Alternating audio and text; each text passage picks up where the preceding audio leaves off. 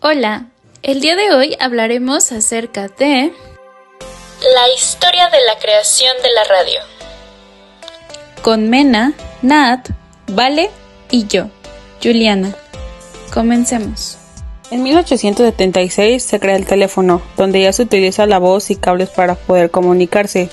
Al igual que la voz, años antes la única manera de comunicarse era mediante el código Morse.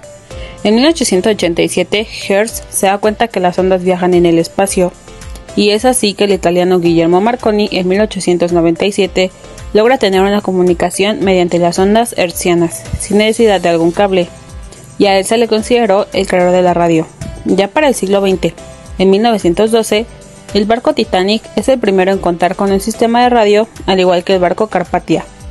Se dice que si hubieran optado por comunicarse por este sistema, se hubiera podido llegar a rescatar a los pasajeros.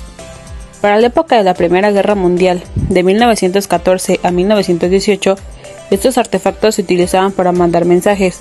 A David Sarnoff se le ocurre la idea de hacer un negocio, y empezó a vender cajas similares a la radio para que la gente pudiera recibir, más no mandar información. Y es así que nace la primera estación de radio comercial en 1920, llamada KDKA. El evento de la radio en México empieza en la década de los 20. Fue una parte de toda la revolución cultural que existió en el mundo. El evento de la radio ya era algo mundial, es por eso que no tardó en llegar a México. Esto pasó con Constantino de Tárnava en 1919 en la ciudad de Monterrey.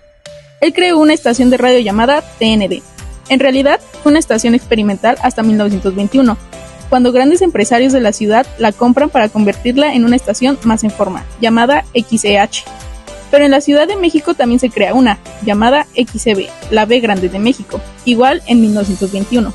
Entre estas dos se disputan cuál es la estación más antigua, ya que a día de hoy siguen transmitiéndose. La XEH dice que sus raíces vienen desde Constantino de Tárnava, pero la XEB les dice que no, ya que esa era otra frecuencia.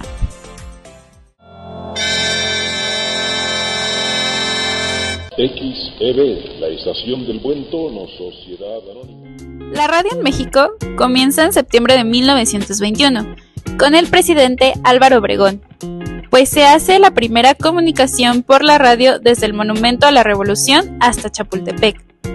Desde ese momento empieza a hacerse más y más estaciones. Así es que un hermano de los Azcárraga, Raúl Azcárraga, en una asociación con el periódico Universal, crean la estación La Casa del Radio, donde para 1923 ya era una de las estaciones más establecidas en toda la ciudad. Su frecuencia era la CYL.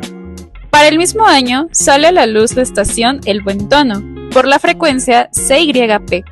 Esta estación era una marca de cigarros muy famosos por ese tiempo, y también por ser la que transmite por primera vez una pelea de boxeo en vivo desde los Estados Unidos, que en realidad en vivo no era, pues no había comunicación a tan larga distancia.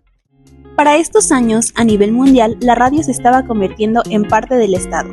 Para ese entonces, en México, el Estado no había intentado hacer algo. Fue así que hasta el 30 de noviembre de 1924, cuando la Secretaría de Educación Pública SEP crea la frecuencia CZE, creando radioeducación. Sale del aire en 1929, pero regresa como la XCE, la cual sigue en emisión hoy en día. En 1925, la estación CYJ de General Electric se transmite por primera vez la música de Agustín Lara. La década de los 30 es muy importante para la radio en México, pues sale la XEW. Se dice que todo antes de ella era considerado experimental y todo después fue un éxito en la radio comercial. Es decir, la XEW es un parteaguas para el comercio de la radio en México. Si es radio, es XEW, la voz de la América Latina desde México.